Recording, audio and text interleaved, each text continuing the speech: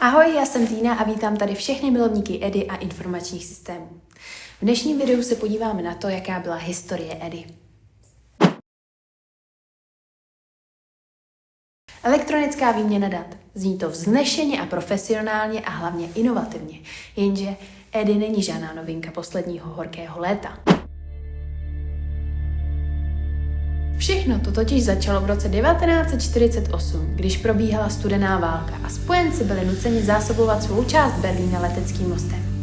Všechno od uhlí po jídlo a léky se do západního Berlína dováželo letadly. Každou minutu v západním Berlíně přistálo jedno letadlo naplněné zásobami. Dokážete si představit, jak tohle ukočírovat? Bez počítače, bez databáze, bez společného systému a v různých jazycích? Četli jste někdy něco francouzsky? Něco víc než croissant? Zní to jako logistikova noční můra. Naštěstí se toho nezalékl důstojník americké armády Ed Gilbert a jeho tým. Měli na starost logistiku zásobování, ano, celou tuhle noční můru. A oni to dokázali. Dali do toho totiž systém. Bližším rozborem snadno zjistíme, že se Tak, přesně tenhle systém, ne? A tak vznikl, pozor fanfára, první EDI standard. Standard, díky kterému bylo jasné, co se kdy, kam a jak dopravuje a dokonce tomu všichni rozumí. Dokonce i Francouz. Jak oni to ale posílali? Kdyby pokaždé k dodávce připojili papír se standardizovaným popisem dodávky, proč by se tomu pak ale říkalo elektronická výměna dat? Oni ty EDI zprávy totiž posílali dálnopisem nebo radioteletypem.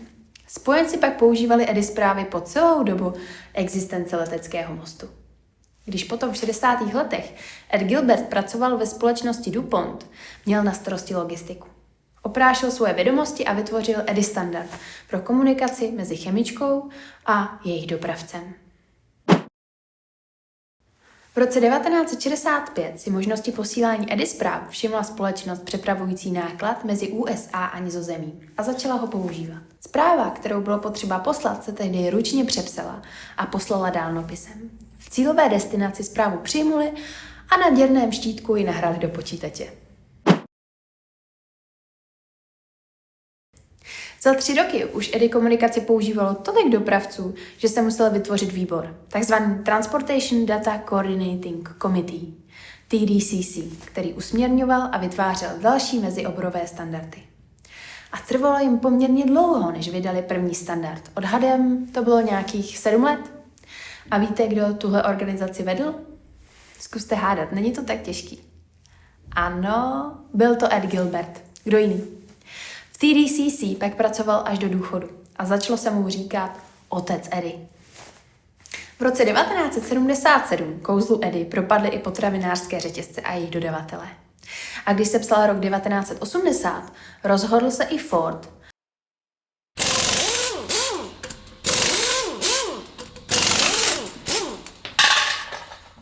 že od svých dodavatelů budou vyžadovat EDI dokumenty. Až po vás tady někdo bude chtít, abyste mu posílali dokumenty pomocí EDI, netvařte se, že na vás vytahuje nějaké novoty, ale prostě si přiznejte, že musíte jít s dobou. Jenže má to jeden háček. Velkým firmám, které mají peníze na zavedení EDI, se investice za chvíli vrátila a dokonce na tom začaly peníze, co? Šetřit. Míň práce, míň zaměstnanců, menší náklady. No, máme to. Na druhé straně ale byly menší firmy a firmičky, které neměly takový kapitál a vlastně ani tolik dokumentů ke zpracování, aby se jim zavedení EDI vyplatilo. Ale protože i tenkrát platilo heslo náš zákazník, náš pán a žádné EDI, žádná objednávka, menším firmám nezbylo nic jiného, než se podřídit a používat tehdy nákladnou EDI technologii. Ale pak do toho vpadl internet a udělal revoluci a nebál se toho. EDI se díky internetu stalo dostupné i pro malé firmy, protože už nemuseli používat tehdy nákladnou EDI technologii. Ale internet. A s internetem jde všechno líp. Od pletení ponožek, po pečení bábovky, po EDI. Já doufám, že se vám naše dnešní video o historii EDI líbilo. A pokud jo, tak nám tady prosím nechte nějaký like nebo komentář, ať víme, že naše Náročná práce k něčemu byla. Mějte se pěkně. Ahoj!